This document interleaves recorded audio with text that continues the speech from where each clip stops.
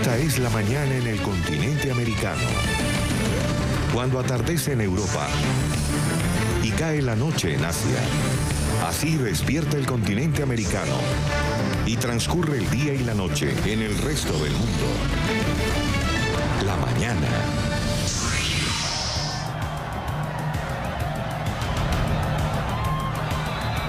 Con esta imagen, parte de la cultura española de un sector de España, vamos a abrir la mañana NTN 24, casi una sombra roja, a tomatazos. Así, esta parte del viejo continente celebra la tradicional guerra de tomates en la población de Buñol, en la Comunidad Valenciana. Propios turistas también se han enfrentado en este encuentro, que muchos califican como divertido, que se realiza cada año el último miércoles de agosto, y ahí son utilizados más de 145.000 kilos de tomate.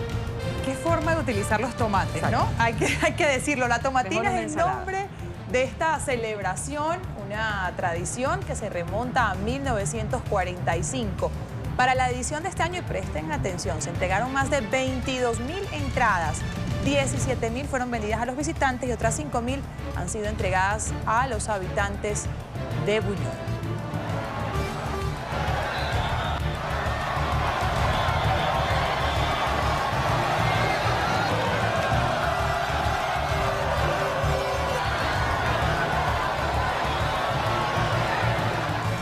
Buenos días a todos, no a punta de tomates, a punta de noticias internacionales. Bienvenidos a la mañana, Karen, un buen día para ti. Un buen día, divertido por lo menos se ve. Ahora da un poco de dolor utilizar los tomates para eso, ¿no? Eso por una parte. Hablando, por ejemplo, en mi país, que es tan difícil y tan caro conseguir, por ejemplo, un solo tomate. Claro, pero bueno, es parte de las tradiciones de España. Pero aparte te pararías ahí en esa plaza, en ese recorrido a que te pero debe ser divertido, tomates. Aunque sea una vez en la vida hacerlo, debe ser divertido.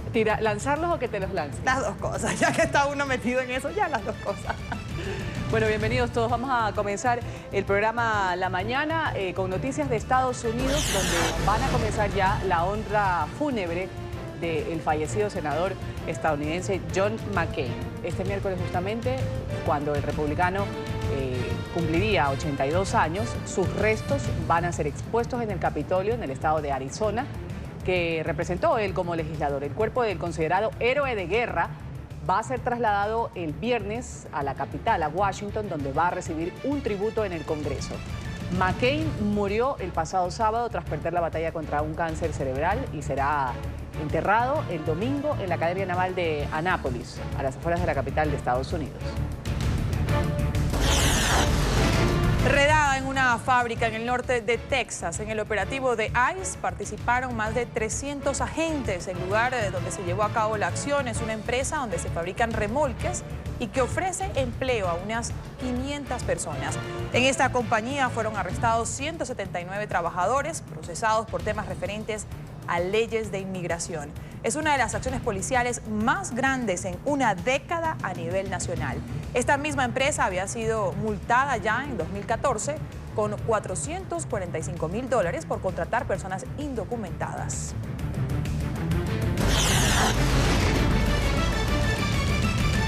Conmoción en el Bronx por la agresión a una mujer. Ahí en estas imágenes vemos como en un apartamento, ahí se ve en los pasillos de los apartamentos, una joven es atacada por un hombre que tenía en su poder un cuchillo. El agresor creyó que su víctima había muerto, huyó del sitio. Minutos después, un vecino que encontró a la mujer en mal estado logró auxiliarla y llamar a los organismos de emergencia que pudieron salvarle la vida. El atacante fue identificado como Wilson Rojas, 32 años de edad, detenido por la policía ya en el aeropuerto JFK cuando intentaba escapar hacia República Dominicana.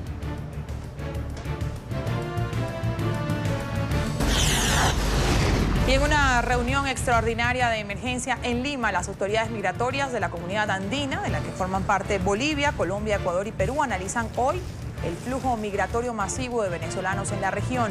La cita se realiza después de que este martes los directores de las oficinas de migraciones de Colombia y Perú acordaran en Bogotá crear una base de datos conjunta de los ciudadanos venezolanos que están llegando a ambos países para atender este fenómeno.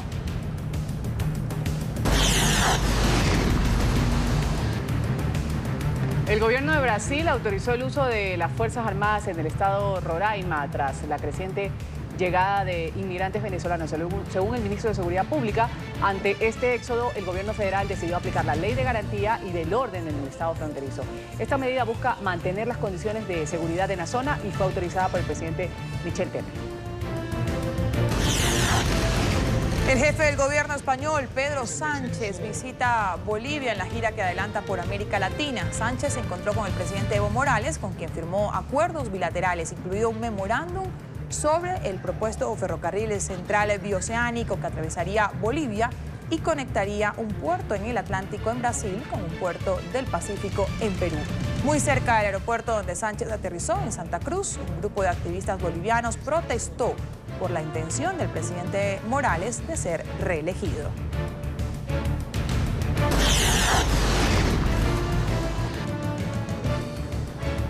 Casi un año después del paso del huracán María, el gobierno de Puerto Rico ha reconocido que la cifra de muertos por el ciclón es de 2.975 personas. Lo refleja así un estudio de la Universidad George Washington. En conferencia de prensa, el gobernador Ricardo Rosselló admitió que no eran 64 personas fallecidas como se había reportado inicialmente. Una cifra 46 veces mayor es la real. El mandatario dijo que hubo errores en el manejo de la información, asumió toda la responsabilidad por el hecho. Es un momento de reflexionar sobre lo que hemos hecho bien y lo que hemos hecho mal, y poder entonces establecer cómo corregimos lo que no se hizo bien para que de cara al futuro podamos tener una mejor respuesta. El Papa Francisco reconoció que las autoridades eclesiásticas no supieron manejar y atender apropiadamente los casos de abuso sexual dentro de la congregación. El pontífice dijo que su viaje a Irlanda estuvo dividido entre la alegría por visitar la nación por primera vez y compartir con los feligreses, pero también por el dolor de las víctimas.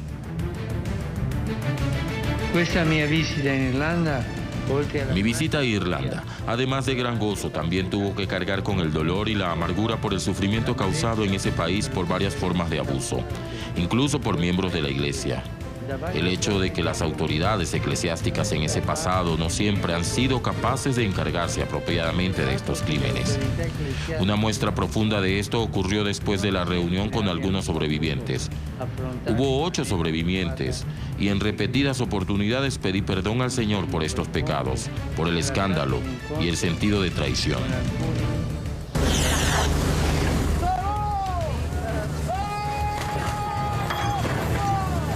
Británicos y franceses enfrentados por los derechos de pesca. 40 barcos franceses tomaron parte en una batalla naval prácticamente contra sus contrapartes británicos en el Canal de la Mancha.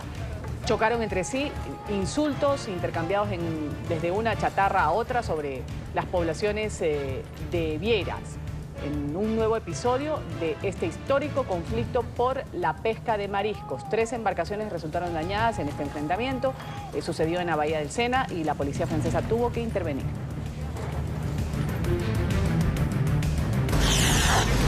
Emergencia en China. 5 personas resultaron heridas durante un aterrizaje forzado.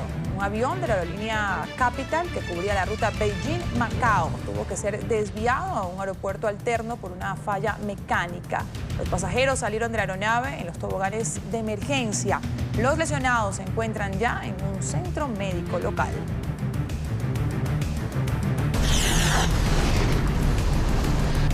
Al menos 800 personas que viajaban a bordo de un ferry que se dirigía a la isla de Creta, en las islas griegas, pasaron un gran susto. Un compartimento del barco se incendió y en medio de la emergencia la embarcación logró regresar a puerto. El incidente no ha dejado víctimas, el fuego se originó por motivos todavía desconocidos. En el garaje de este buque, donde habían 80 camiones y 152 automóviles.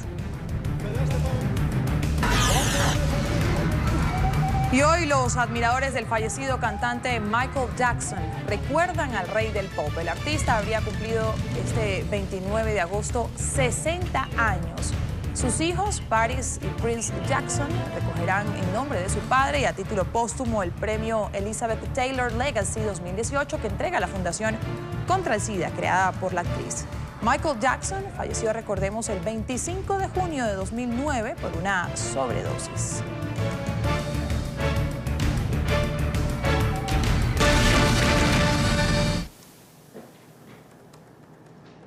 Alerta Emilia es un sistema de Facebook para localizar niños perdidos en Ecuador. Cada vez que un menor sea reportado como desaparecido, el sistema en la red social enviará alertas a las personas que se encuentren en áreas consideradas de especial interés para esta búsqueda. Así es, este proyecto lleva el nombre de Emilia, esto en honor a la pequeña Emilia Benavides, una niña que fue asesinada el año pasado tras permanecer varios días desaparecida. Sucedió en Loja. Ecuador se convierte así en el único país de América del Sur en implementar este tipo de medidas. En Ecuador se aplica una nueva estrategia para localizar a niños perdidos. La Policía Nacional y la Fiscalía utilizan Facebook como una herramienta de alerta masiva. La iniciativa se originó en enero pasado tras el asesinato de Emilia Benavides, una niña de Loja cuyos restos fueron hallados en una quebrada después de permanecer 4 días desaparecida. El caso de la pequeña fue conocido en el extranjero y por eso Ecuador ingresó a la red del Centro Internacional para la Desaparición de Niños. Esta organización sirvió como vínculo para que el país firmara un convenio con autoridades de la red social el pasado 21 de agosto. Ese día se hizo el lanzamiento de la denominada Alerta Emilia, en honor a la pequeña. Hoy en Ecuador lanzamos la Alerta Emilia, que es un proyecto que comenzamos en Facebook. Cuando un niño desaparece, si un niño es reportado como desaparecido, Facebook enviará una notificación a todos los usuarios que estén en un rango de 160 kilómetros del lugar donde fue visto por última vez. Primero lanzamos el sistema en Estados Unidos, llamado como el sistema de alerta Amber, por una niña de 9 años, Amber Hackerman, que fue raptada. Desde entonces y hasta hoy nos hemos convertido en el país número 19 que hace parte de esta familia de Facebook. Para que la alerta se active, el caso debe pasar por al menos 3 filtros. El primero es que los padres o familiares del pequeño denuncien la desaparición ante la policía o la fiscalía. Luego, un grupo de investigadores evaluará si la vida del menor corre algún tipo de riesgo. El tercer paso lo hace la fiscalía. La entidad envía una ficha técnica a Facebook con los datos del infante. Enseguida, la red social identifica a los usuarios que están en el sitio de la desaparición y en sus alrededores y les envía la alerta con los números 1-800 delito y el 911 de emergencias. La idea es que en menos de 72 horas los niños sean hallados. En preparación para hoy queríamos asegurarnos de que la policía tuviera todas las herramientas que necesitaban tener. Así que, por ejemplo, cómo se veía el niño desaparecido, cómo se recoge evidencia. Esto es algo que ha sido hecho tanto por nosotros como por la organización internacional. Pero al final de todo, lo que es más importante sobre este programa es que une a la comunidad. Según cifras oficiales, 331 infantes fueron reportados como extraviados en 2017. Esto equivale al 21% de las personas desaparecidas en el país. Vamos hasta ahora a saludar a Tomás Guayasamín. Él es director de Prevención y Trata de Personas del Ministerio del Interior de Ecuador. Señor Guayasamín, un buen día. Bienvenido a la mañana de NTN 24. Un saludo a todos los televidentes de NTN 24. Muchísimas gracias por la invitación. Ahora, ¿cómo funciona esta nueva estrategia que ha puesto en funcionamiento recientemente Ecuador? ¿Cómo funciona Facebook? ¿Qué hace esta empresa, esta gigante empresa? Cuando desaparece un menor de edad y consideramos que está en riesgo, previo a una serie de preguntas que la gente por lo general consulta en una entrevista al familiar, evaluamos si existe o no una amenaza para el menor de edad. Sí, esta decisión es una humana, hay 3 momentos donde se toma la decisión y si consideramos que es oportuno, pues la notificación es inmediata en el rango de 160 kilómetros a todas las personas que se encuentran en el último lugar donde se vio el menor de edad. ¿Y ya han tenido resultados en esta estrategia? ¿Han encontrado niños tras ser reportados como desaparecidos? Las estadísticas son contundentes. En Estados Unidos, desde el 2005 que se lanzó esta herramienta con Facebook, a la fecha se han enviado un poco más de 860 alertas. Gracias a esta herramienta, la totalidad de los casos han sido resueltos. Es decir, que los menores han sido identificados por los ciudadanos, han reportado al número único que aparece en ese país. Y los niños han logrado volver a sus hogares, que es importantísimo esto. Ahora, pero ¿cuáles casos de desapariciones pueden aplicar para ser alertados por Facebook? ¿Cuándo aplica una de estas alertas? Cuando, por ejemplo, me dio uso de fuerza y se lo llevaron, se lo secuestraron. Cuando el menor de edad tomaba algún tipo de medicamento, por ejemplo, necesitaba administrarse sus dosis de insulina si padecía diabetes, y sabemos si es que no toma ese medicamento en el corto plazo, su vida puede correr riesgo. Si es que es un neonato, también, si es que estaba en un lugar de concurrencia masiva y se vio, hay testigos que dan fe que una persona se lo llevó. Es decir, mucho depende del contexto, ¿sí? Si es que esta persona, también desde este menor de edad, presentaba algún síntoma de violencia escolar o bullying y producto de aquello tenía algún síntoma depresivo primero y como consecuencia de aquello tendría alguna tendencia suicida. También ese caso podría aplicarse como una alerta Emilia, la hemos denominado acá. Ecuador se convierte en un país pionero en toda la región en este mecanismo. Hablemos un poco de eso. Sí, con orgullo te puedo decir, solamente en Sudamérica tiene Ecuador únicamente 19 países en el mundo tienen esta herramienta con Facebook, ¿sí? Sistemas de alerta temprana a nivel global tienen 25 países. La mayoría de estos países son países anglosajones. Te los puedo nombrar algunos: de Estados Unidos, Canadá, Nueva Zelanda, Australia, Irlanda, el Reino Unido, España, Portugal, bueno, en fin. Ahora, ¿Facebook ha capacitado a los policías ecuatorianos para este tipo de estrategia?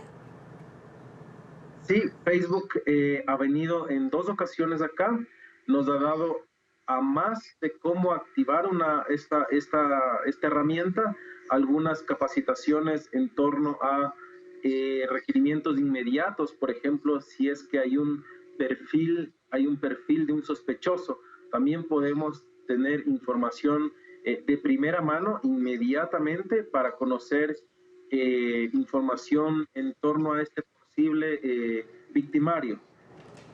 Vamos a agradecer a Tomás Guayasamín, él es director de Prevención, Trata de Personas del Ministerio del Interior de Ecuador. Ha estado con nosotros 7:17 en la capital ecuatoriana. Gracias y un buen día. No, muchísimas gracias a ustedes.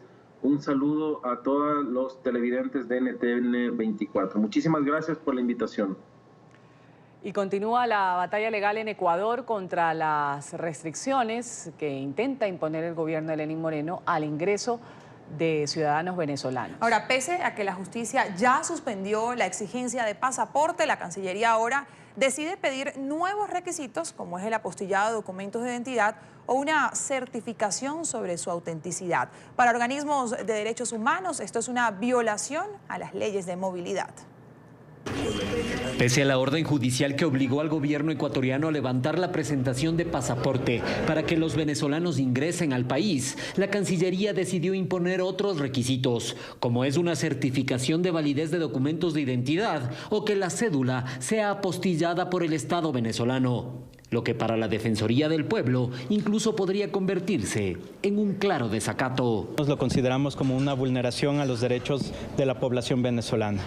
Realmente la jueza tendrá que calificar esta medida que ha adoptado el Estado ecuatoriano para verificar que efectivamente es o no es un desacato. Y es que para los venezolanos que huyen de su país, conseguir esos requisitos de su gobierno es casi tan difícil como el mismo pasaporte. Pero es que hasta para eso es un problema apostillar en Venezuela, porque pedir una cita se tarda hasta un año. Me vine a pie desde Cúcuta. ¿Cómo hago yo para regresarme a Venezuela ahora? Y por eso nuevamente se demanda la invalidez de esas medidas que aseguran violan las leyes del Ecuador y los derechos de los migrantes. La crisis que vive el Estado venezolano hace que las personas tengan que venir acá, que no necesariamente puedan conseguir este tipo de certificaciones. Eso implica una vulneración a su derecho a la movilidad humana e incluso a su derecho a solicitar refugio. Pero lo cierto es que con documentos o no, nada detiene el viaje de quienes escapan de una pesadilla. Para poder ayudarnos, ya que en nuestro país no podemos trabajar porque el sueldo no nos alcanza, porque el gobierno nos tiene cada día más destruido. Salir de Venezuela le quita el miedo a uno, a enfrentar lo que sea. Pero poco a poco los venezolanos se dan cuenta que en Ecuador, gracias a una profunda crisis económica, las oportunidades son escasas. Así los refugios temporales e improvisados lucen cada vez más vacíos. Y es que abandonan la capital para buscar suerte en otra ciudad. Más que todo las costas. Sí, porque acá está rudo el trabajo para conseguir empleo. O como la mayoría, siguen con un viaje que en verdad no saben dónde terminará. Bueno, será en Ecuador o Perú, no sé dónde sea. Desde Quito, Don Paul Bardellini, NTN 24. Justamente Ecuador, al igual que Colombia, Brasil y Perú, son los países que más venezolanos han recibido en los últimos tiempos. Las autoridades migratorias de estas naciones se reunieron ayer en la capital de Colombia. El gobierno colombiano y el peruano acordaron crear una base de datos conjunta de los migrantes que están llegando a estas naciones. Este martes Bogotá fue epicentro del debate regional sobre el creciente fenómeno de la migración venezolana. Colombia es el primer país receptor de los migrantes que huyen de la crisis en su país. Ante esta realidad, el gobierno de Iván Duque tomó la vocería regional. El canciller colombiano hizo un llamado para que la comunidad internacional preste mayor atención a esta problemática. Lo fundamental es la vinculación de la comunidad internacional. Aquí no estamos enfrentando una crisis común y corriente. Por el contrario, estamos haciéndole frente a una crisis de una dimensión, como ha acontecido en otras ocasiones en distintas regiones del mundo. Es decir, es una crisis que tiene una magnitud que debe ser materia de reconocimiento global. Reveló que llevará este caso a todas las instancias internacionales. Ya estoy solicitando reuniones en la Unión Europea para tocar este tema de la misma manera como se los estoy comunicando, y por supuesto que iré a Ginebra para entrevistarme allá con el director de la OIM y también con el alto comisionado de las Naciones Unidas para los Refugiados. Mientras que en horas de la mañana las autoridades migratorias de Perú y Colombia anunciaron medidas para afrontar la migración. Aquí no estamos estigmatizando a ninguna población. Aquí lo que queremos generar es un orden y una seguridad. El principal interés es que las decisiones sobre este tema se tomen en conjunto y no unilateralmente. Bueno, y esta crisis migratoria se da por la actual situación, pero todo podría incluso empeorar en Venezuela, porque alertan que se pudieran perder 5 millones de empleos luego de las recientes medidas económicas impuestas por Nicolás Maduro. La hiperinflación sigue sin detenerse. Bueno, pequeñas y medianas industrias son las más afectadas. Cerca del 50% de los comercios están cerrados, se mantienen así. En Caracas con la información está Oliver Fernández. Oliver, un buen día para ti.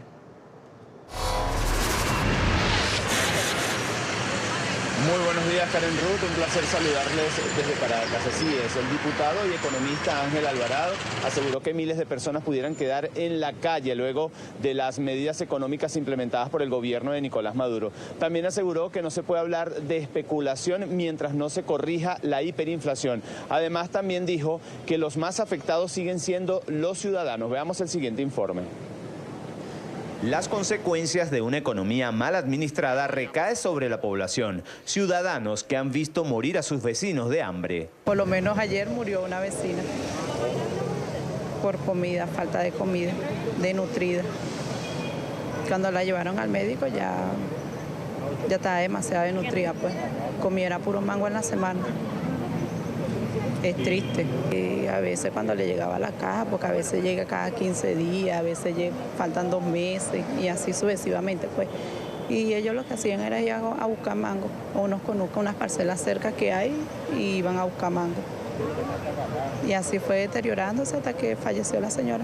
Las pequeñas empresas no están en la capacidad de asumir los costos provocados por los ajustes económicos anunciados por Maduro. Se está hablando alrededor de unos 4 o 5 millones de empleos privados, se podrá hablar pues de una cantidad importante.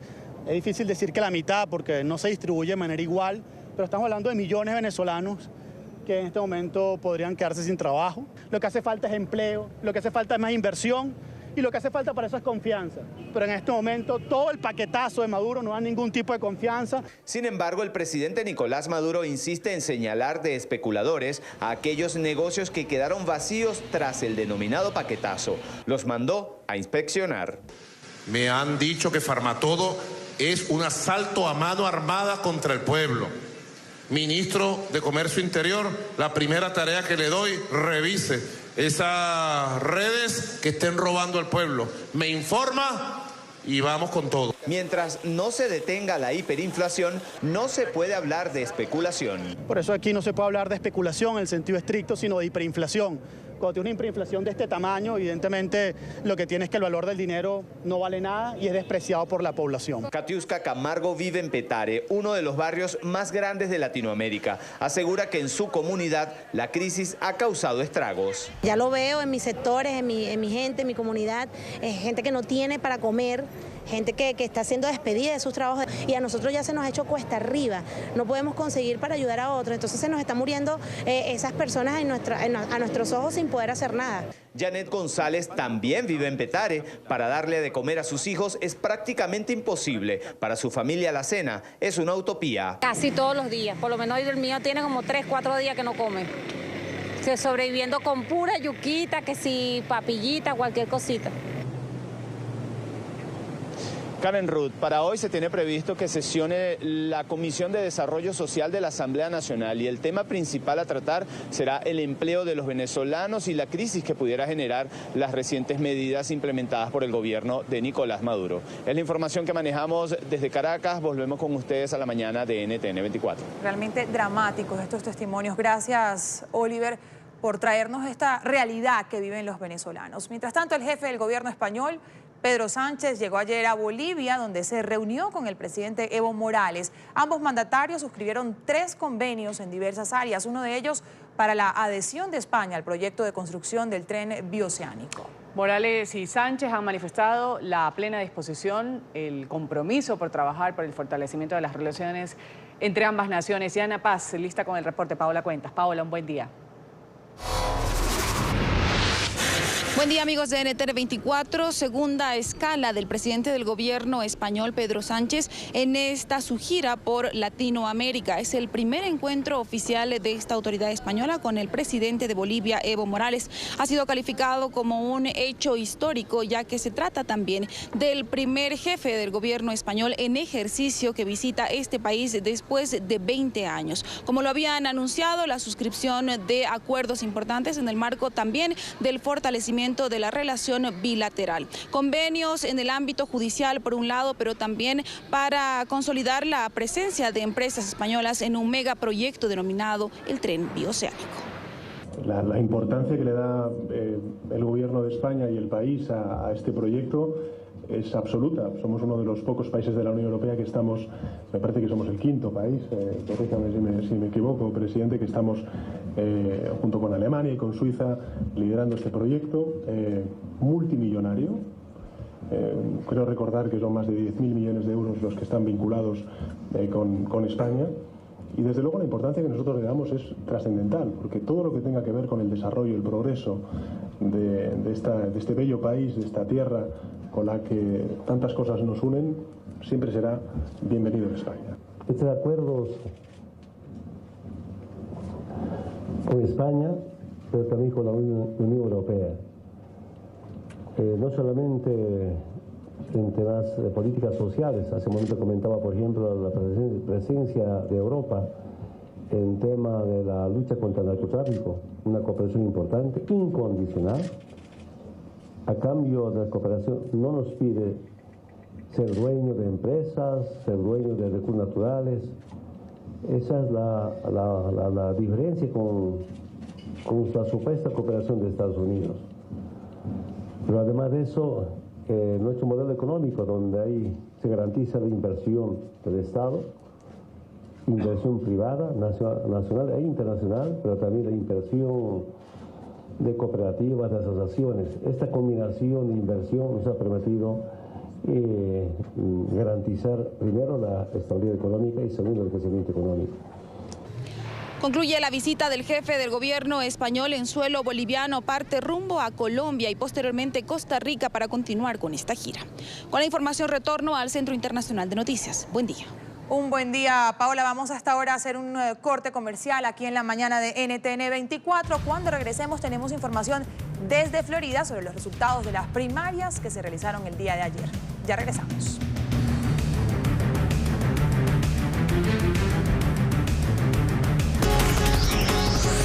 Ya regresamos con La Mañana.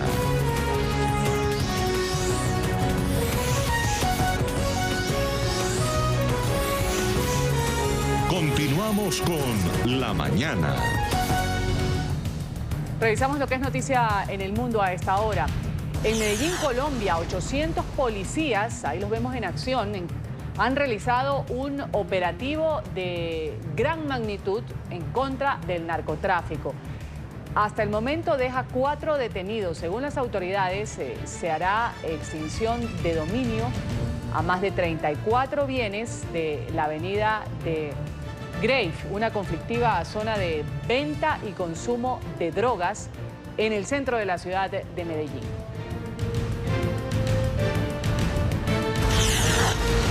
Un sentido homenaje recibió el fallecido senador John McCain en el Congreso de Estados Unidos. Tras la muerte del republicano el pasado sábado, los congresistas rindieron tributo al republicano. Sobre un mantel negro pusieron flores blancas en el asiento que él solía ocupar.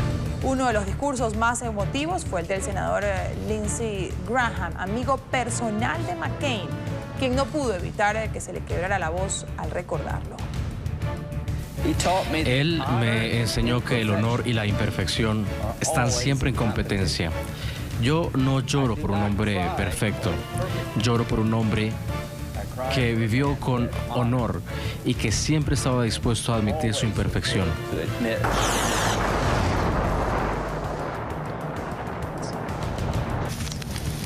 El ejército mexicano ha descubierto un laboratorio al aire libre que estaba produciendo unos 200 kilogramos de metanfetaminas al día. El campamento estaba localizado en el pueblo de Rumo-Sosa, a pocos pasos de la frontera con Estados Unidos. Según las autoridades, los operadores del lugar, que operaban en este lugar, escaparon antes de que el ejército llegara. Se cree que la fábrica estuvo funcionando durante aproximadamente un año. El presidente electo de México, Andrés Manuel López Obrador, se reunió con su homólogo de Guatemala, Jimmy Morales, para hablar sobre la unidad de los países de América del Norte y América Central. Los mandatarios concluyeron con la necesidad de enfrentar el problema de la migración, promoviendo la creación de empleos. AMLO agradeció a Morales por su visita y lo invitó a su toma de posesión el próximo 1 de diciembre.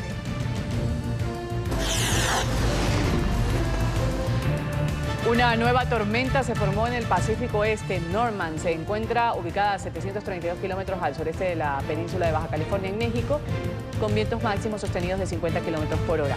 Ya las autoridades meteorológicas aseguran que podría convertirse en huracán en las próximas horas, aunque descartaron que se encuentre lejos de tocar tierra.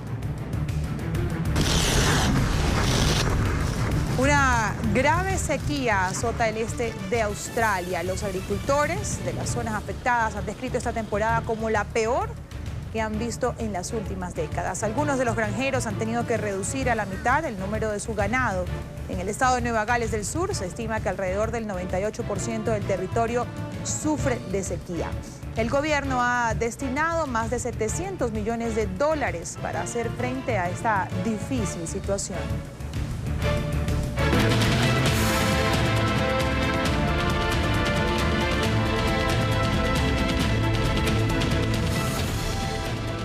Y se realizaron ya las primarias en varios estados de la Unión Americana. En Florida, un estado clave en materia electoral, ahí los comicios sorprendieron con el triunfo del aspirante demócrata Andrew Gillum sobre la favorita, Gwen Graham. De esta forma, Gillum, respaldado por el ala más progresista del Partido Demócrata y también por el ex candidato a la presidencia Bernie Sanders, se enfrentará al aspirante republicano que había apoyado a Trump en las primarias. Estamos hablando de Ron DeSantis. Carlos Rodríguez tiene hasta ahora la información desde Florida. Carlos. Así es, muy buenos días para ustedes. Pues el actual gobernador, empecemos por el actual gobernador del republicano de la Florida, Rick Scott, que ganó por amplia ventaja, se sabía, sobre su rival Rocky de la Fuente en la nominación para el escaño del Senado por el Estado del Sol, que actualmente y desde hace 18 años, cuando fue elegido en el año 2000, ocupa el demócrata Bill Nelson, y que en las elecciones legislativas de noviembre pues se conocerá si se mantiene otro periodo más o por el contrario llegará el señor Scott. Esta contienda entre el actual gobernador de Florida y el senador Scott, el senador Nelson, quiero decir, empezó desde hace algunos meses con ataques y posturas inclinadas a la atención médica, los problemas ambientales que ha tenido la Florida con la marea roja en la costa oeste del estado, que ha causado problemas al ecosistema y al turismo. Asimismo, con la situación de las armas. Incluso antes de que comenzaran las primarias, Scott atacó a Nelson con varios anuncios de televisión donde muchos de ellos describía al senador Nelson de 75 años como un político de carrera que está fuera de comunicación, y el senador pues no ha tenido mucho tiempo en hacer campaña debido a que el Senado de Estados Unidos pues ha permanecido en sesión durante la mayor parte de este mes de agosto. Por otro lado, como ustedes lo comentaban, pues el congresista republicano Ron DeSantis, que recibió el respaldo del presidente Donald Trump, y el alcalde demócrata de Tallahassee, la capital del estado de la Florida, Andrew Gillum, pues se enfrentarán en noviembre en las elecciones para gobernador de la Florida, tras imponerse este martes en las primarias de sus respectivos partidos. Veamos. Nosotros juntos, junto con todos ustedes, en los próximos meses vamos a hacer nuestro camino a través del estado de la Florida, a los condados rojos, a los condados azules, a los condados púrpura, y vamos a unir a este estado en formas que no tienen paralelo en la historia del estado de la Florida. En otra información, pues de igual manera, en el escaño que dejará la congresista cubanoamericana Ileana Ros-Lehtinen, se lo van a disputar la demócrata Donna Chalala, que fue durante más de una década presidenta de la Universidad de Miami y también fue secretaria del Departamento de Salud de Estados Unidos durante los 8 años de la presidencia del señor Bill Clinton, y la periodista republicana cubanoamericana María Elvira Salazar, de gran fuerza en los medios locales de la Florida, especialmente acá en Miami. De otra parte, el congresista republicano Carlos Curbelo buscará reelegirse en noviembre, enfrentando a la demócrata David Murkazel Powell, después de que ambos resultaron ganadores en las primarias de sus partidos. Esa es toda la información por el momento desde Miami. Soy Carlos Fernando Rodríguez. Continúen con más en nuestro Centro Internacional de Noticias, deseándoles unos muy buenos días. Deseándote lo mismo, Carlos. Gracias por ese reporte desde Florida. El Departamento de Defensa de Estados Unidos ha anunciado que podría retomar los ejercicios militares con Corea del Sur. Esto en una clara señal del estancamiento en las negociaciones para la desnuclearización de Corea del Norte. Esta declaración, además, Ruth, llega días después de que el presidente Donald Trump descartara la reunión de su secretario de Estado, Mike Pompeo, con representantes del régimen de Kim Jong-un. Emiliana Molina, desde Washington, tiene el reporte. Emiliana. Hola, buenos días. El secretario de Defensa de Estados Unidos, James Mattis, aseguró que la Unión Americana no canceló de todos modos todos los ejercicios militares en la región y vinculó el desarrollo de nuevas maniobras al giro que tomen las negociaciones entre Washington y Pyongyang. Dichos ejercicios, que Estados Unidos y Corea del Sur venían celebrando anualmente y en los que solían participar cerca de 20.000 militares estadounidenses, eran considerados como una provocación por parte de Pyongyang, por lo que el presidente Donald Trump ordenó su suspensión tras reunirse con el líder norcoreano Kim Jong-un en Singapur el pasado 12 de junio. Como ustedes saben, tomamos la decisión de suspender algunos de los ejercicios más grandes como una muestra de buena fe, como resultado de la cumbre de Singapur. No tenemos planes en este momento de suspender ningún ejercicio más. Sin embargo, la Casa Blanca se ha mostrado decepcionada en los últimos días con los progresos logrados tras la cumbre, lo que llevó al propio Trump a cancelar el viernes pasado el viaje que tenía previsto realizar esta semana a Corea del Norte el secretario de Estado Mike Pompeo. Mattis también hizo hace un par de semanas su primer viaje oficial a Latinoamérica. El jefe del Pentágono expresó su satisfacción con el rumbo que mantiene la región, con una creciente democracia y prosperidad, pese al escenario inestable que ofrece el resto del mundo, según indicó el funcionario, aunque reconoció que existen algunas excepciones como Venezuela, Cuba y Nicaragua. Desde Washington, Emiliana Molina, regreso al Centro Internacional de Noticias. Emiliana, gracias por ese reporte desde la capital estadounidense. Vamos ahora a hablar de la justicia de Estados Unidos, que entrega una nueva sentencia dentro del megacaso de corrupción en el fútbol conocido como el FIFA Gate. El expresidente de la Conmebol, Juan Ángel Napout, conocerá hoy el tiempo que deberá pagar o estar en prisión. El pasado mes de diciembre, el paraguayo fue declarado ya culpable de conspirar para participar en una empresa de crimen organizado y fraude electrónico. En Nueva York, Alejandro Rincón tiene la información. Alejandro, ¿a qué hora podríamos conocer esta sentencia?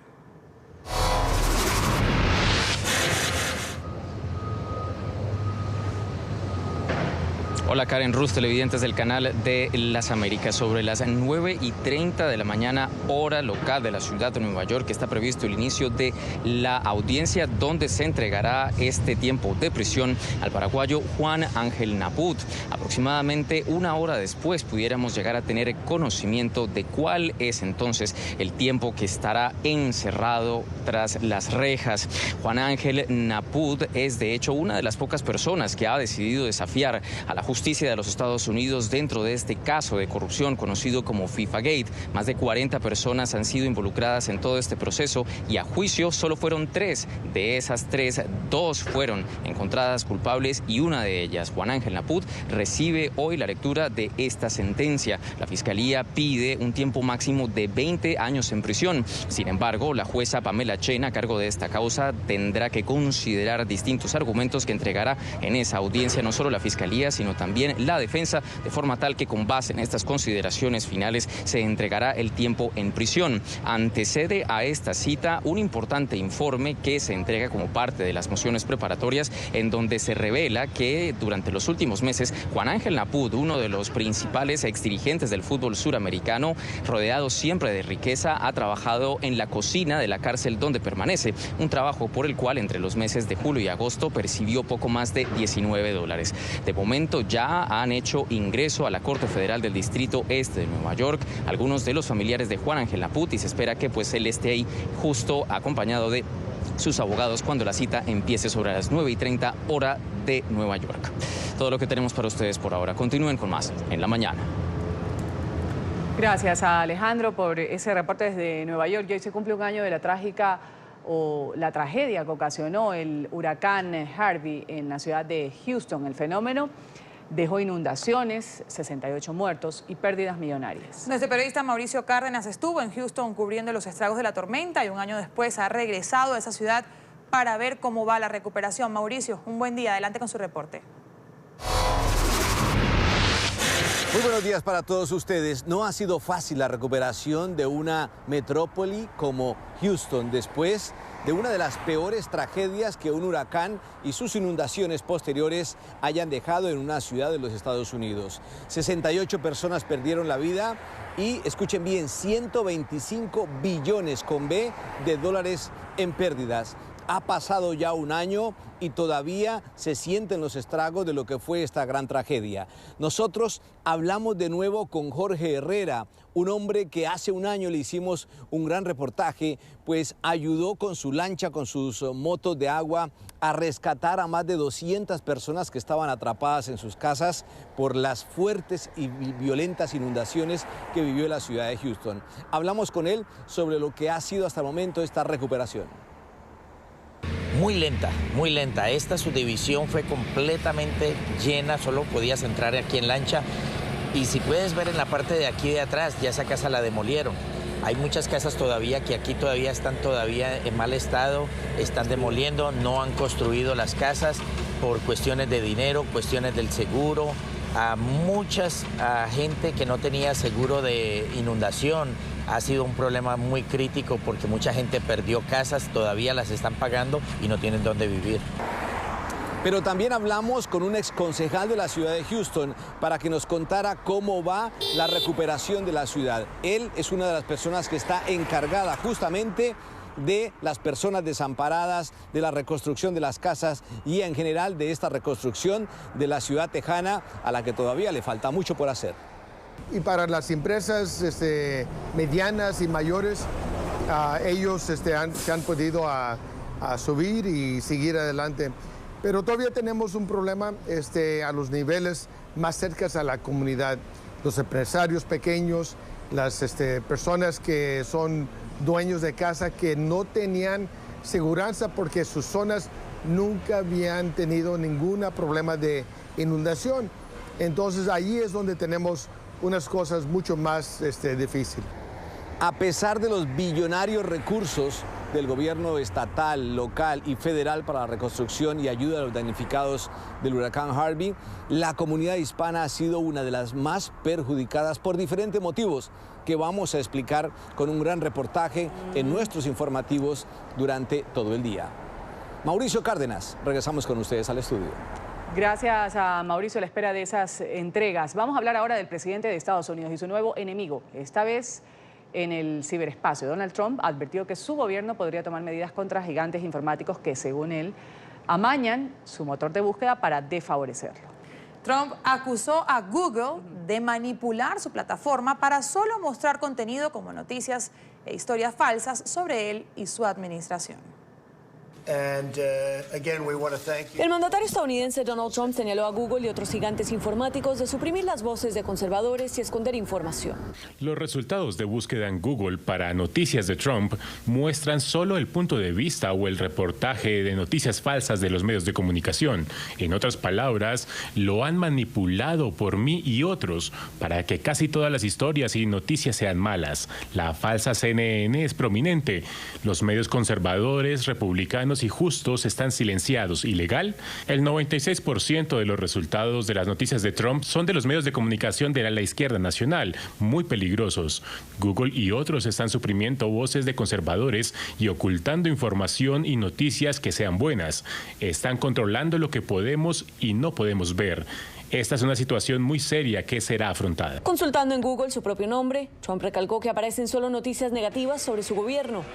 El mandatario le dio la tarea a su asesor económico principal, Larry Kudlow, de averiguar si estas búsquedas pueden ser reguladas. Una tremenda cantidad, literalmente miles y miles de quejas que llegan. Simplemente no puedes hacer eso, así que Google, Twitter y Facebook realmente se están metiendo en territorio problemático y tienen que ser cuidadosos. No es justo para gran parte de la población. En un comunicado, Google rechazó que su sistema de búsqueda manipule las opiniones políticas. La búsqueda no se usa para establecer una agenda política y no sesgamos nuestros resultados hacia ninguna ideología política. Cada año emitimos cientos de mejoras a nuestros algoritmos para garantizar que muestren contenido de alta calidad en respuesta a las consultas de los usuarios. Trabajamos continuamente para mejorar la búsqueda de Google y nunca clasificamos los resultados de búsqueda para manipular el sentimiento político. Un senador demócrata asegura que al quejarse de noticias negativas en su contra, el presidente estadounidense demuestra que no sabe qué es una democracia. Es obvio para mí que el presidente no entiende las protecciones y el derecho que tenemos abajo de la primera enmienda. Esa primera enmienda le permite a la prensa, le permite a mí como ciudadano privado de poder actualmente protestar en contra del gobierno. Esta misma semana, gigantes como Amazon y Google piden a una corte federal en Washington, D.C. recuperar las normas que garanticen el Internet como un servicio público. Esto evitaría que proveedores de la utilidad cobren más por el uso de ciertos portales. Una vez que le demos las llaves del control del Internet a una organización, esta organización puede ser corrompida, puede ser presionada por el presidente y puede limitar el acceso de los ciudadanos de libre información. Damos paso a los anunciantes aquí en la mañana de NTN 24. Enseguida la historia de una mujer mexicana que recibió un permiso humanitario para poder entrar a Estados Unidos y despedirse de su esposo moribundo.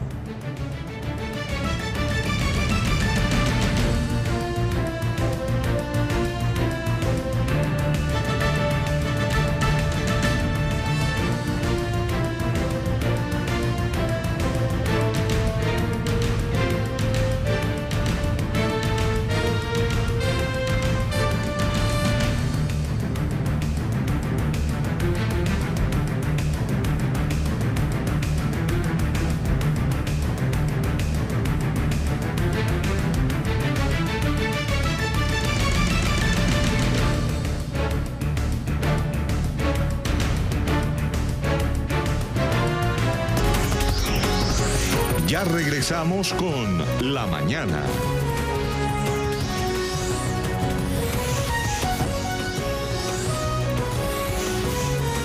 Continuamos con La Mañana.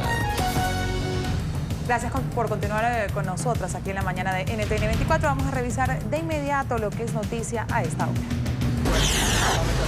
Comienzan las honras fúnebres del fallecido senador estadounidense John McCain. Este miércoles, justamente cuando el republicano cumpliría 82 años, sus restos serán expuestos en el Capitolio del estado de Arizona, que representó como legislador. El cuerpo del considerado héroe de guerra será trasladado el viernes a Washington, donde recibirá un tributo en el Congreso. McCain, quien murió el pasado sábado tras perder la batalla contra un cáncer cerebral, será enterrado el domingo en la Academia Naval de Annapolis, a las afueras de la capital de Estados Unidos. Redada en una fábrica en el norte de Texas. En el operativo de ICE han participado 300 agentes. El lugar donde se llevó a cabo esta acción es una empresa. Ahí se fabrican remolques y ofrece empleo a 500 personas aproximadamente. En esta compañía han sido arrestados 179 trabajadores procesados por temas referentes a leyes de inmigración. Esta es una de las acciones policiales más grandes en una década a nivel nacional. La misma empresa ya había sido multada en el 2014 con $445.000 por contratar a personas indocumentadas. Hay conmoción en el Bronx por la agresión a una mujer. En las imágenes captadas por las cámaras de seguridad de un edificio de apartamentos se ve cómo una joven es atacada por un hombre que tenía en su poder un cuchillo. El agresor creyó que su víctima había muerto y huyó rápidamente del lugar. Minutos después, un vecino que encontró a la mujer en mal estado logró auxiliarla y llamar a los organismos de emergencia que pudieron salvarle la vida. El atacante, que fue identificado como Wilson Rojas, de 32 años, ya fue detenido por la policía en el aeropuerto JFK cuando intentaba escapar hacia República Dominicana.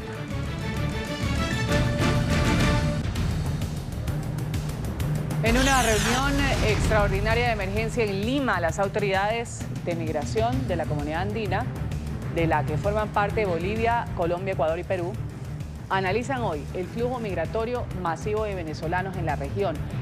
Esta cita se realiza después de que ayer los directores de las oficinas de migración de Colombia y Perú acordaran en Bogotá crear una base de datos conjunta de los ciudadanos venezolanos que están llegando a ambos países para atender este fenómeno. El gobierno de Brasil autorizó el uso de las Fuerzas Armadas en el estado de Roraima tras la creciente llegada de inmigrantes venezolanos. Según el ministro de Seguridad Pública, ante el éxodo, el gobierno federal ha decidido aplicar la ley de garantía y del orden en este estado fronterizo. La medida, que busca mantener las condiciones de seguridad en la zona, fue autorizada por el presidente Michel Temer.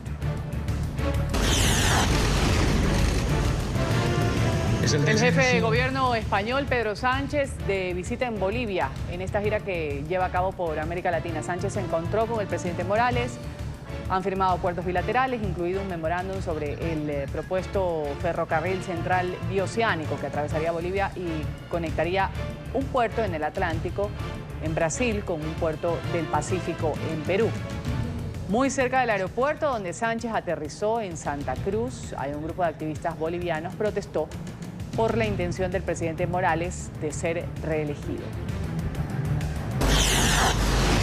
Casi un año después del paso del huracán María, el gobierno de Puerto Rico ha reconocido que la cifra de muertos por el ciclón es de 2.975 personas, como lo refleja un estudio de la Universidad George Washington.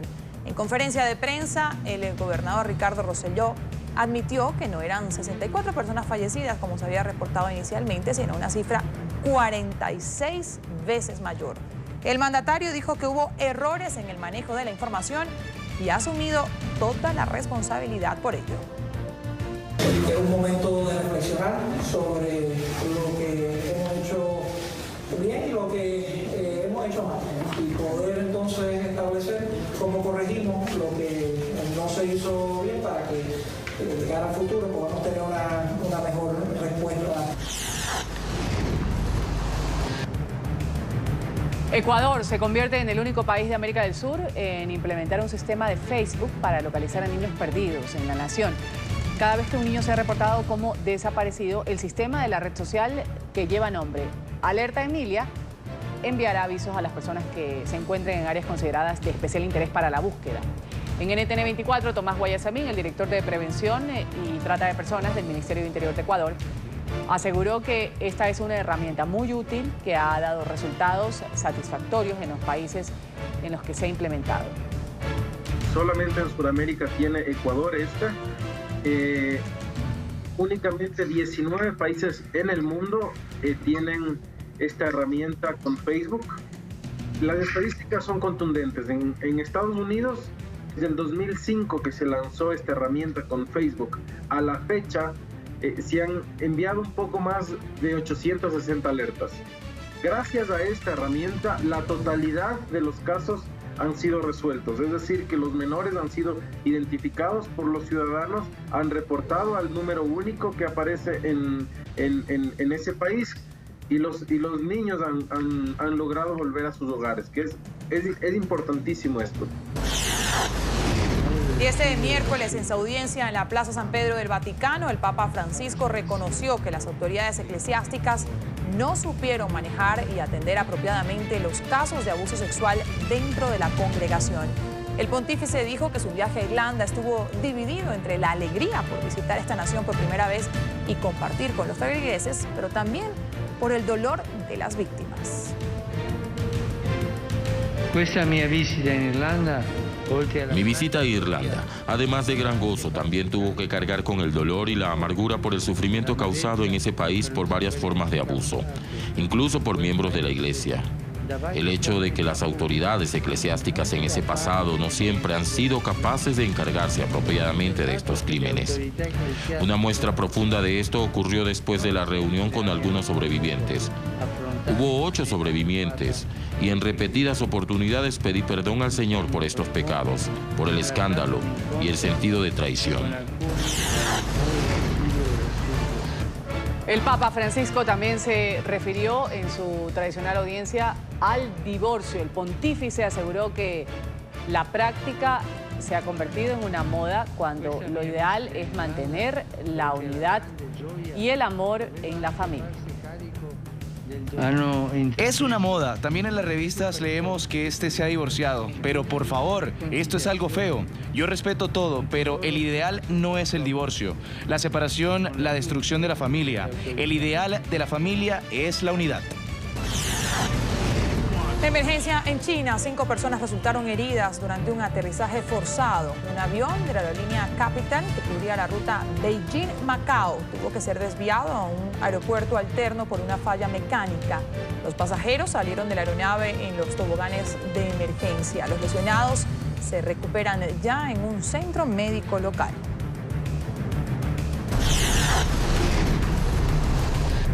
Y al menos 800 personas que viajaban a bordo de un ferry que se dirigía a la isla de Creta, en las islas griegas, han pasado un gran susto. Un compartimento del barco se incendió. En medio de la emergencia, la embarcación logró regresar a puerto. El incidente no dejó víctimas. El fuego se originó por motivos todavía aún desconocidos y fue en el garaje del buque, donde habían 80 camiones y 152 automotores.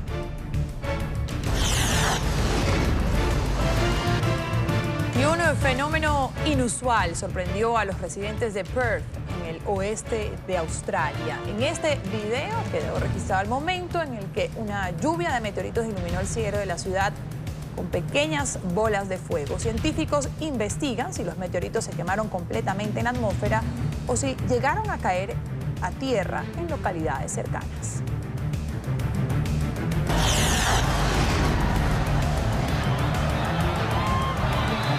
España celebró la tradicional guerra de tomates en la población de Buñol, en la Comunidad Valenciana. Propios y turistas se han enfrentado a esta guerra de tomates, un divertido encuentro, según han calificado muchos. Se realiza cada año el último miércoles de agosto.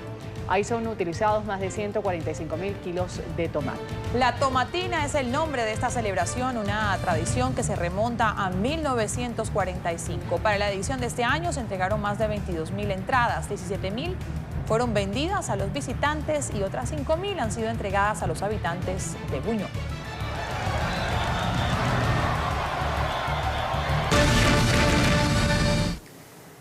Permiso humanitario de 30 días a una inmigrante mexicana, madre de 4 hijos estadounidenses, para que pueda entrar a la Unión Americana y dar el último adiós a su moribundo esposo. Su hijo, Bill de la Rosa, ha sido quien emprendió toda una lucha para lograr que su familia se volviera a reunir. Aunque fuera por un momento, para ablandar el corazón de la administración del presidente Donald Trump, se contó con la ayuda del congresista demócrata Raúl Grijalva. Esta es la historia. Bill de la Rosa, de 24 años, rogó al gobierno de Donald Trump que le diera un permiso humanitario a su madre, Gloria Arellano, para que pudiera ingresar desde México a Estados Unidos. El motivo, compartir con su esposo de 85 años, quien está en sus últimos días de vida. El estudiante de sociología se contactó con el congresista demócrata Raúl Grijalva, quien escuchó su clamor. El legislador solicitó formalmente al Departamento de Seguridad Nacional que le otorgaran el permiso temporal. Tras recibir la confirmación, la mujer pudo tramitar su ingreso. El pasado 24 de agosto, Arellano arribó a la Unión Americana. Gracias a todos mis amigos, mis queridos familiares. Aquí estamos, mi mamá y yo, cruzando la frontera de los Estados Unidos y México. Después hablo con ustedes, aquí tengo los medios. Aquí está, amiga. Chao. Momentos como estos me recuerdan a nuestro bien colectivo y lo que es posible cuando todos nos vamos juntos. Estoy agradecido de que la señora Arellano Montoya sea capaz de estar junto a su esposo e hijos. En tiempos de dolor, las familias deberían estar juntas. Llegó a Tucson, en Arizona, y se reencontró con sus familiares tras 9 años de haber estado separados. En 2009, Arellano fue a Ciudad de Juárez, en México, para tramitar un perdón, un requisito que deben cumplir quienes gestionan la residencia después de haber ingresado al país ilegalmente. Pero las autoridades le negaron la residencia y se enfrentó a una prohibición de 10 años para regresar a los Estados Unidos porque años atrás cruzó ilegalmente después de que su visa había expirado. Por esta razón, la familia estuvo separada. Con el permiso humanitario que le otorgaron a Arellano, podrá estar en Estados Unidos hasta el 30 de septiembre. Al día siguiente, deberá salir de la nación. Nos acompaña a esta hora Bill de la Rosa, estudiante de maestría en Asuntos Migratorios en la Universidad de Oxford, hijo de Gloria Arellano y quien emprendió toda esta campaña para lograr que su madre entrara a Estados Unidos con un permiso humanitario. Bill, un buen día y bienvenido a la mañana de NTN 24. Buenos días, mucho gusto. Bill, ¿cómo han sido estos días, estos primeros días de la familia finalmente reunida tras mucho tiempo de estar separada? Sí, todavía no lo puedo creer, que teniendo aquí mi mamá con nosotros, ella tampoco lo puede creer, y lo miro en sus ojos cada vez que vamos a un lugar y dice, cómo han cambiado las cosas, o cuando recogió a mi hermanito a la escuela por la primera vez en 9 años, fue algo increíble a estar con ella durante esos momentos. Y toda la familia pues bien feliz a tenerla ya de nuevo, y también feliz que nos podemos reunir por estos últimos momentos. Bill, ¿cómo ha sido el reencuentro? Ya nos decía, pues solo va a estar por un tiempo limitado por la situación del esposo de su mamá. ¿Qué pretenden hacer después? Porque esto ha sido un permiso humanitario, sin embargo, la realidad es otra. A partir del 30 de septiembre su mamá debe retornar a México. 4 hijos están separados de su madre, la situación es dolorosa con respecto a la enfermedad del esposo de su mamá. ¿Qué es lo que tienen planeado hacer? Sí, pues la verdad es esa que después de este mes mi mamá, nos vamos a separar de nuevo, pero en octubre del 2019 es cuando se le vence los 10 años de castigo, entonces estamos mirando esto como un mes menos que ella va a estar fuera de nosotros, y a la misma vez pues agradecidos que aunque vamos a estar separados, tenemos un mes juntos, y como dije, un tiempo, aunque es pequeño, tiempo que vamos a estar todos juntos con mi papá en sus últimos días, y pues felices agradecidos más que todo que podemos estar juntos y poder ya pues mover de esa etapa, ya cuando esta puerta se cierre, que podemos ya seguir con nuestras vidas y esperar ese reencuentro de nuevo, cuando mi mamá ya puede regresar con el favor de Dios definitivamente. Ahora, para lograr este reencuentro, usted tuvo ayuda incluso de legisladores para poder tener este permiso humanitario. ¿Cuál ha sido la reacción, por ejemplo, de su padre, el cambio en su padre, de poder tener a su esposa a su lado en estos momentos tan difíciles donde ya ha estado desahuciado? Sí, así es. Pues mi papá al principio como no pudo reconocer lo que estaba pasando, pero ya el siguiente día como si se le notó la diferencia en su cara y en el modo donde como mentalmente supo que estaba pasando, porque ya está mi papá, ya pues ya no habla, ya tampoco se puede mover, pues a veces está presente y a veces no. Y hubo momentos donde sí reconocía que ahí estaba mi mamá con él, y como le daba fuerzas y a la misma vez le daba una paz y una tranquilidad que ya como que ya la había visto. Entonces, pues sí, fue un momento bien especial haber estado ahí con ellos dos, también para mis hermanos también. Ustedes, Bill, contaron con la ayuda de un representante demócrata para poder hacer posible este permiso humanitario.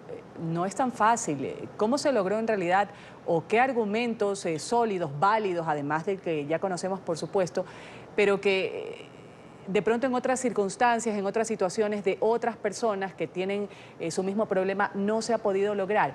¿Qué fue lo que realmente ablandó el corazón de la administración del presidente Donald Trump, que sabemos pues tiene muy rígidas sus políticas antimigrantes? Pues eso es la realidad, que aunque trabajo para mi familia, eso tal vez pasa muchas veces y desafortunadamente a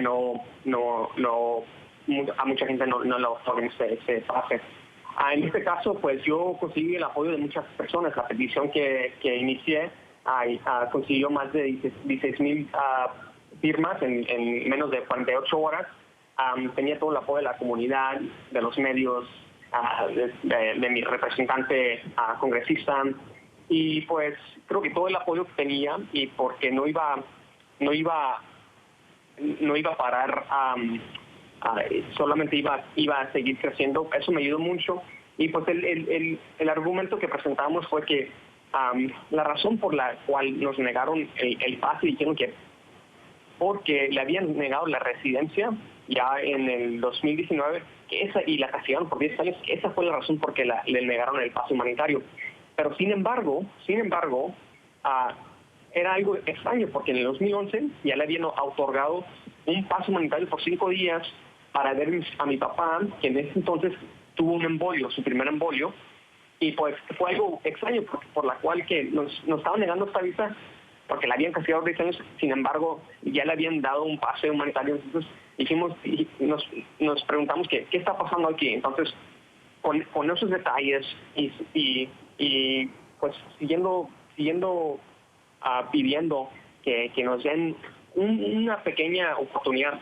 Y nosotros lo que estábamos preguntando, lo que estamos exigiendo, no era un 30 días, no era la ciudadanía, no era la residencia, no, solamente unas cuantas, sino 2 días, un día, sino unas cuantas horas para que ellos se puedan ver, para que podamos estar juntos como familia. Y pues gracias a Dios que realizaron que la necesidad que necesitábamos, y nos dieron 30 días, que pues algo que nunca esperábamos, pero con esos detalles creemos que por eso pudimos conseguir ese pase humanitario. Pues Vile de la Rosa, muchísimas gracias por habernos acompañado aquí en la mañana de NTN 24. Nos alegramos que por lo menos en su caso hayan podido tener ese reencuentro entre su familia. Un buen día para usted. Buen día.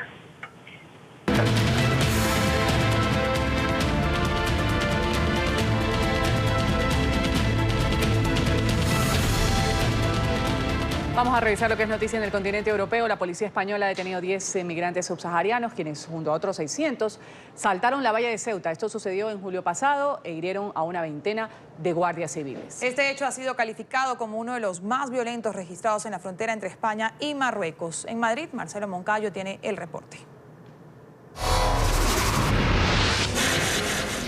Hola, ¿qué tal? Un cordial saludo para todos ustedes de la mañana, amigos televidentes. Del gobierno del presidente Pedro Sánchez quiere aplicar mano dura a las mafias que organizan, por ejemplo, los asaltos a las vallas de Ceuta y Melilla, esto en la frontera entre Marruecos y España, y que en julio pasado lograron que más de 600 personas lograran cruzar de Ceuta y Melilla, lanzando calviva a más de 22 guardias civiles que protegían ese lugar.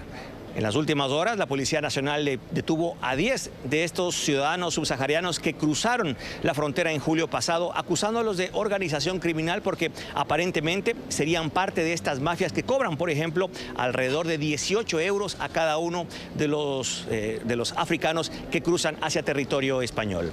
Organismos como Amnistía Internacional consideran que es importante que todas estas decisiones que toma la policía y la justicia española se hagan luego de haber estudiado cada uno de los casos. Pero lo que pasó ahora con la detención, lo de organización criminal, estamos esperando que lo pongan delante del juez, a disposición del juez. Para nosotros es importante que no haya ninguna expulsión hasta que haya, digamos, una condena firme o si es que cometieron algún delito. Entonces, la cosa fundamental es que tengan un procedimiento individualizado, es decir, que con tiempo, con asistencia letrada de calidad, esta persona pueda expresar si tiene alguna dificultad o algún riesgo de devolver a su país, de ser devuelto a su país o ser devuelto a Marruecos, a un país de tránsito. Entonces, para eso se necesita tiempo y sobre todo se necesita que haya una posibilidad de que pueda recurrir ante un juez, que es lo que no ocurrió cuando fueron expulsados 116, ¿no?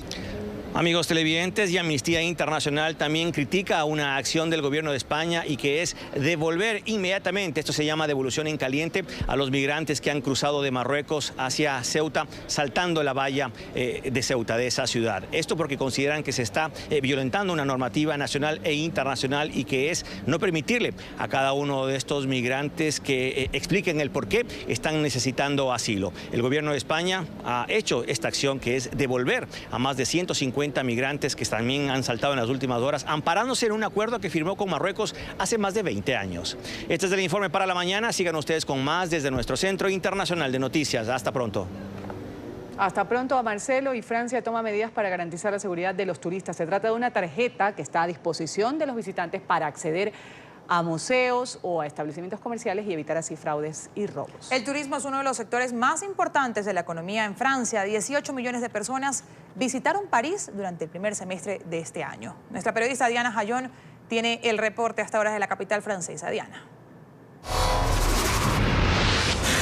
Compañeros y amables televidentes, reciban un cordial saludo desde París. Ahora los turistas podrán sentirse más seguros. Amables televidentes, si ustedes tienen en sus planes visitar próximamente la capital francesa, deben tener en cuenta el siguiente dato. Ahora, para que proteger un poco más el dinero, ustedes pueden comprar una tarjeta con una clave. Se trata como una especie de tarjeta de crédito, pero solo de la ciudad Luz, y posteriormente también será de otras capitales de Francia. Y con esta podrán acceder no solamente a los lugares turísticos y a los museos, sino también a varios establecimientos y algunos lugares o boutiques para realizar sus compras. Esta tarjeta ha sido lanzada justamente por el Ministerio de Turismo, que ha asegurado que este renglón tan importante en la economía de Francia ha establecido una importante recuperación. Pero eso no es todo. También las buenas noticias siguen, porque la región de Île-de-France,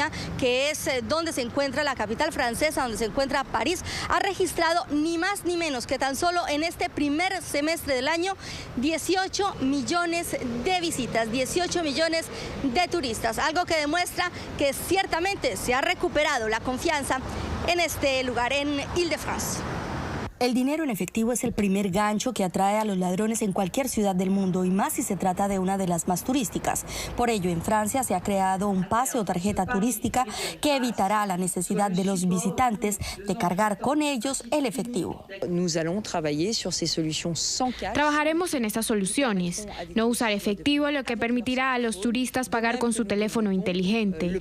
Justo ahora hemos desarrollado el pase turístico Navigo, que podrá ser utilizado en septiembre. Los turistas asiáticos suelen ser los más afectados debido a su costumbre de viajar con su dinero a la mano. El alto número de robos contra los turistas chinos es una de las constantes en los lugares más concurridos de París. Como saben, hubo ataques antes contra los autobuses turísticos chinos que causaron un gran revuelo. También tenemos problemas de seguridad en la comunidad asiática en Francia que todavía están relacionados con el porte de efectivo y liquidez, lo que los convierte en blancos de carteristas. Sin embargo, esto podría cambiar gracias a esta tarjeta que evitará el porte de efectivo y tarjetas de crédito con claves personales. Se espera que esta medida continúe atrayendo a más turistas a la región que circunda París y la propia capital francesa, una medida que va agrandando cifras. Hemos alcanzado un récord absoluto de asistencia turística para la región de Isla de Francia, que se trata de un récord histórico, a pesar de las huelgas de primaveras que han disuadido en cierto modo, debe decirse, la clientela francesa para venir a París. Pero por otro lado tenemos un aumento muy fuerte en asistencia internacional. La región turística sigue siendo uno de los más importantes de la economía francesa y estas medidas adoptadas así lo confirman. Bueno, así que hay que tener muy en cuenta esta importante tarjeta de turismo con la que ahora contarán los visitantes en París. De esta manera también se pretende proteger así a los turistas, sobre todo proteger sus pertenencias y que no sea necesario que anden con el dinero muy a la mano de los amigos de lo ajeno. Es la información, compañeros, que registramos a esta hora desde París. Continúen ustedes con más información en la mañana de NTN 24. Diana, gracias por ese reporte desde París. El cantante estadounidense Michael Jackson va a cumplir o cumpliría hoy 60 años de edad. Por esta razón, en diferentes lugares del mundo están rindiendo homenaje a uno de los íconos del siglo XX. En Londres, Ruth, se ha erigido un monumento temporal en forma de corona para rendir homenaje al rey del pop, que recordemos murió el 25 de junio de 2009. En el lugar de la noticia está a esta hora nuestro periodista Juan Carlos Bejarano. Juan, una buena tarde para usted. Hola, ¿qué tal, Karen Ruth, estimados televidentes de la mañana? 2 de la tarde, 22 minutos en la capital británica. Yo me encuentro en el South Bank.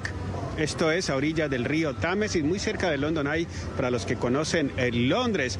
Ustedes ven este monumento temporal, es una corona de un rey, del rey del pop, uno de los íconos más importantes del siglo XX. Y hay que recordar que Londres era una ciudad muy especial para Michael Jackson, le gustaba venir aquí, cantar, y además murió 3 semanas antes de iniciar una monumental gira de conciertos o serie de conciertos, 50 conciertos en el O2 Arena de Londres. This Is It se llamaba esa serie de conciertos y muchos nos quedamos con las ganas de verlo, de ver ese regreso esperado de Michael Jackson. Desde las 5 de la mañana se han acercado aquí cientos de personas a tomarse fotografías al lado de este monumento, a escuchar su música, a cantarla, a bailarla. Y lo más impresionante es ver personas de diferentes edades y generaciones. Hemos hablado con algunos de ellos de lo que significó y sigue significando Michael Jackson, que hoy, recuerden, cumpliría 60 años. O sea, creo que es un espacio digno de resaltar los 60 años de Michael Jackson, el rey del pop, que ha sido trascendente a nivel mundial. En Chile también estuvo hace un par de décadas antes de que falleciera, y creo que recordarlo en esta forma aquí en Londres, como decís tú, día antes, que falleció día antes de sus conciertos, creo que es una buena iniciativa y hay que recordarlo por siempre a esta leyenda del pop. Yo sé que soy muy joven, en realidad este es el primer año de ser su fanática y honestamente él ha cambiado mi vida en tantas maneras. Para mí él es como, de alguna manera muy extraña, como un segundo padre. Él también es, en una manera extraña, un mejor amigo al que puedo escuchar y puedo olvidar todas mis preocupaciones y luchas. Solo puedo escuchar su voz y estar muy feliz. Karen Ruth, estimados televidentes, bueno, yo recuerdo que tendría unos 12 años cuando salió el famoso Thriller, cuando escuché Beat It y todas esas canciones, Billie Jean, y por supuesto el video de Thriller, que era espectacular. Y uno mira ahora, mi hijo tiene precisamente 12 años, la edad que tenía yo en ese momento, y tiene la música de Michael Jackson en él y en niños de su edad el mismo impacto. Pocos artistas tienen ese legado y esa influencia en los jóvenes de hoy. Les comento, aquí en varios cinemas se van a presentar videos, documentales de Michael Jackson, y en el National Portrait Gallery se ha inaugurado una exhibición muy interesante que muestra la influencia de Michael Jackson en artistas, no solamente musicales, sino también en pintores, porque sin duda alguna fue un verdadero ícono del siglo XX, que hoy lo recordamos, hoy lo recuerda Londres con este sencillo homenaje en el South Bank. Despedimos Londres, regresamos a los estudios de la mañana. Adelante y cuéntenos cuáles son sus canciones favoritas de Michael Jackson a propósito. Muchas. Michael Jackson, como tú dices, un ícono de la música. Juan Carlos, 25 de junio de aquel 2009, cuando se conocía la muerte de este cantante, este gran ícono musical. Y como tú dices, trasciende de generación en generación. Decíamos aquí con Karen, ¿quién no conoce en su juventud, en su niñez, quién fue Michael Jackson? Bueno, mi hijo tiene 5 años, todavía no tiene conocimiento, pero seguro me ha escuchado con muchas canciones de Michael Jackson. Tiene 7, el mayor, y le encantan las canciones de Michael Jackson. De hecho, el video de Thriller me lo pide constantemente porque es uno de sus favoritos, pero para mí mi canción favorita es Heal the World. ¿Cuántos años tiene Ignacio? 9. 7. 7, perdón, claro. Sí. Pero Heal the World, y hace los pasos. Le encanta, es impresionante. Pero lo que tú decías, Juan, es que yo creo que incluso hoy en día no hay quien no sepa en el mundo quién era Michael Jackson. Y quizás ahí radica Totalmente. La trascendencia musical que tuvo. Sí, ese significado que tiene, que yo creo que seguirá teniendo Michael Jackson en el mundo de la música. Así es, vamos a agradecer este reporte desde Inglaterra con Juan Carlos Bejarano y vamos a hablar del Festival de Cine de Venecia, que justamente este evento conmemora sus 75 años con las películas más esperadas gracias a una inédita alianza de Netflix, Hollywood y el cine latinoamericano. El expresidente uruguayo José Pepe Mujica va a asistir para ver 2 películas sobre su vida. Por su parte, el afamado director mexicano Guillermo del Toro hará parte del jurado internacional. El Festival de Cine de Venecia ultima los preparativos para su gran edición 75. Desde su arranque el miércoles, la muestra presentará el resultado de una alianza inédita con Netflix, Hollywood y el cine latinoamericano.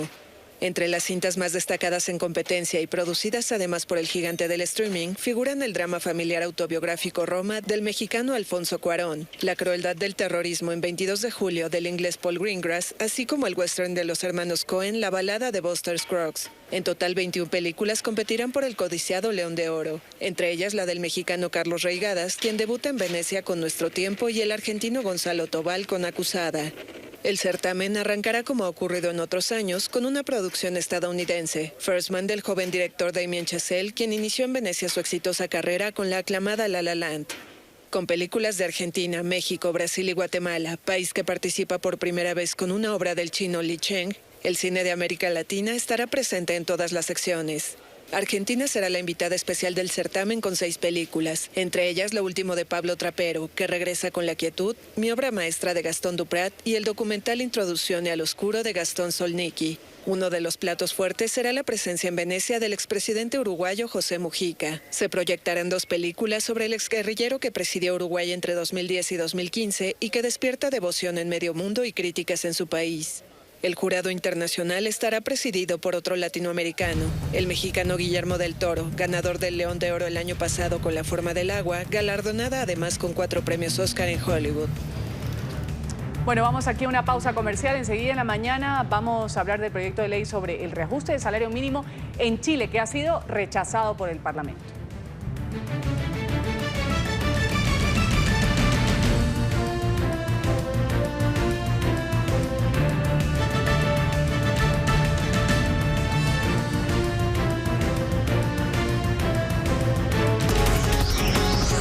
Ya regresamos con La Mañana.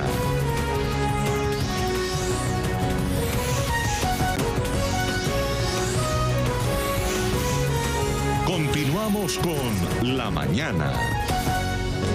Último minuto. NTN 24. El presidente de Argentina, Mauricio Macri, ha anunciado que su gobierno ha acordado con el Fondo Monetario Internacional un adelanto de fondos para garantizar el cumplimiento del programa financiero del año 2019.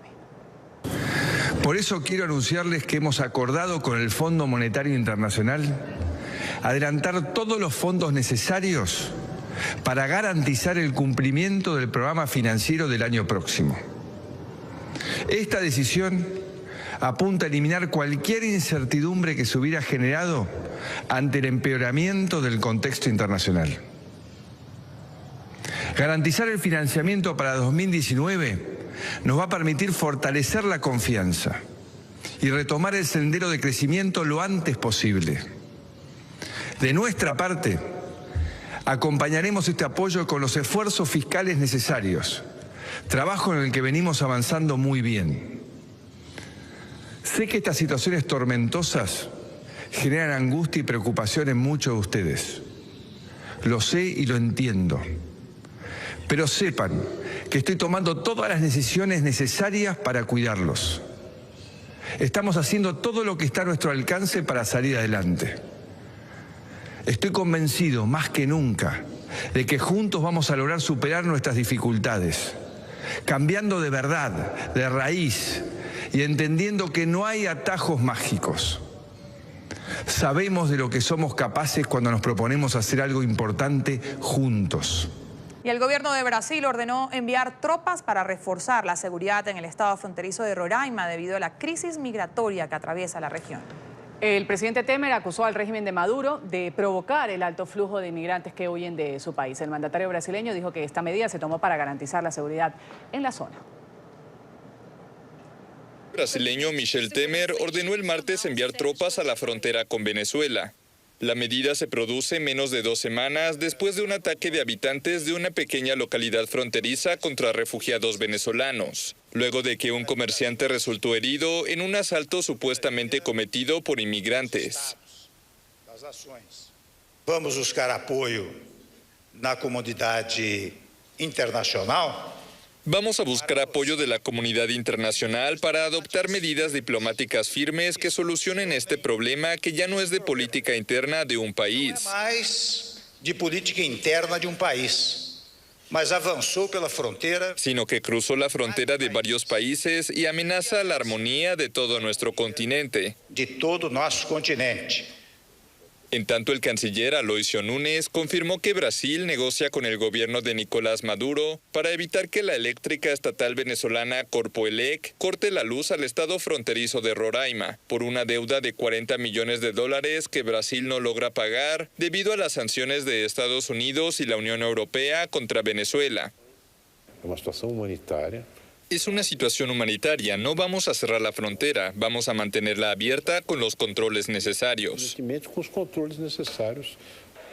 Miles de venezolanos han huido de su país en las últimas semanas ante el recrudecimiento de la crisis política y económica con escasez de alimentos y medicinas. Ecuador adelantó para el 3 y 4 de septiembre una reunión regional consagrada a la crisis migratoria venezolana, que originalmente se realizaría el 17 y 18 del mismo mes. Duro revés para el gobierno del presidente Sebastián Piñera. El proyecto de ley sobre el reajuste del salario mínimo fue rechazado por el Parlamento chileno y deja congelado un aumento en las remuneraciones de los trabajadores. Desde la Central Unitaria de Trabajadores y desde la Agrupación Nacional de Empleados Fiscales han manifestado su preocupación por esta decisión. Vamos a saludar con el tema en Santiago de Chile a Juan Pablo Monsalve. Juan Pablo.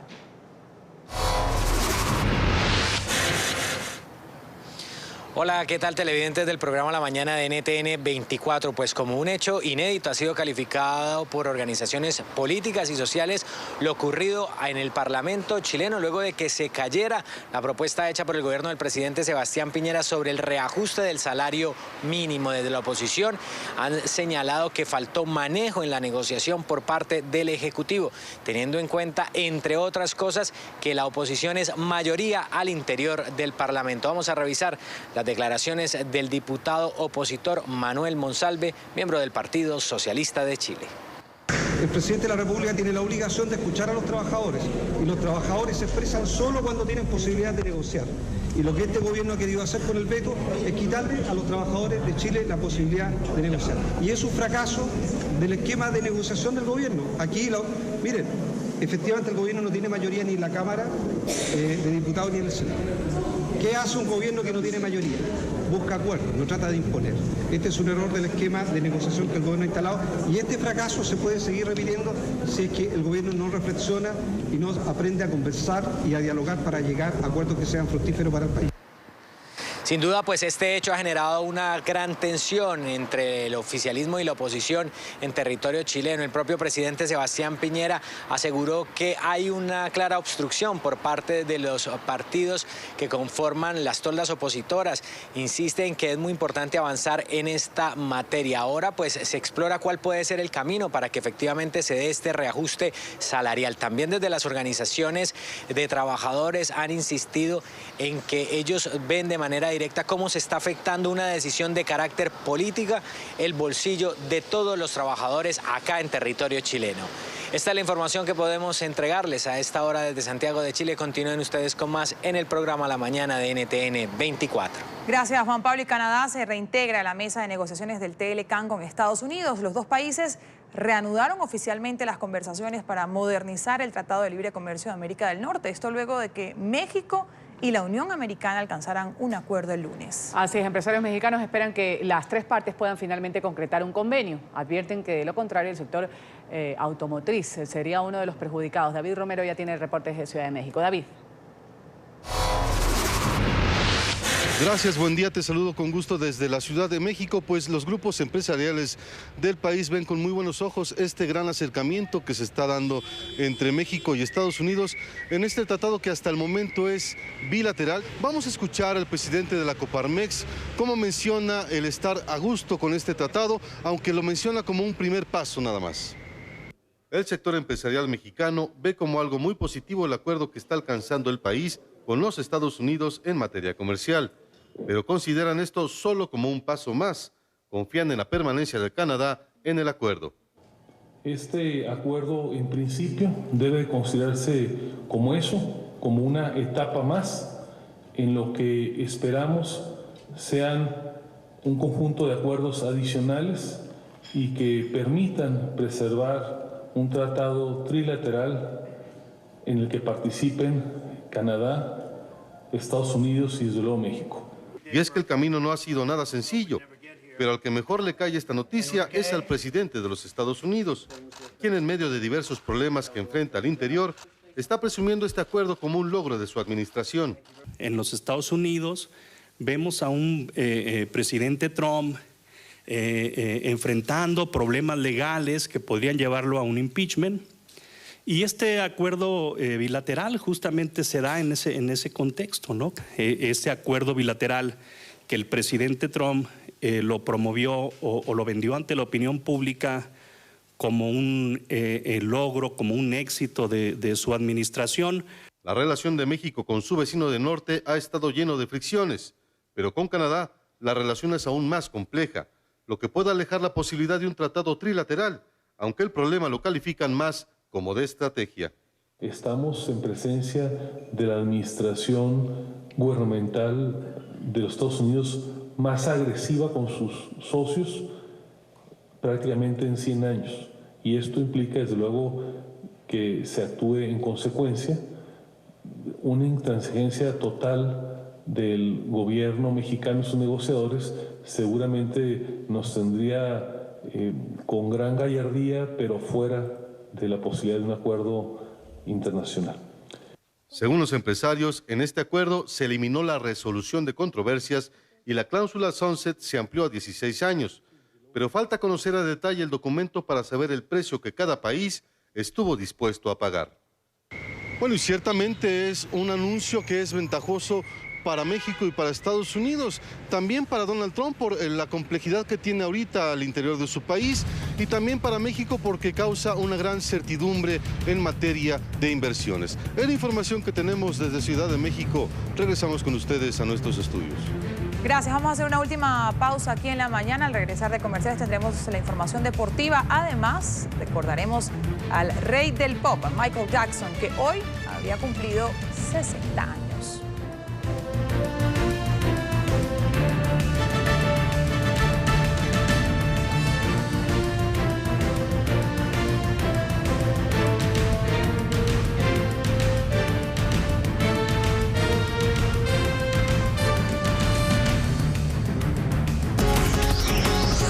Ya regresamos con La Mañana.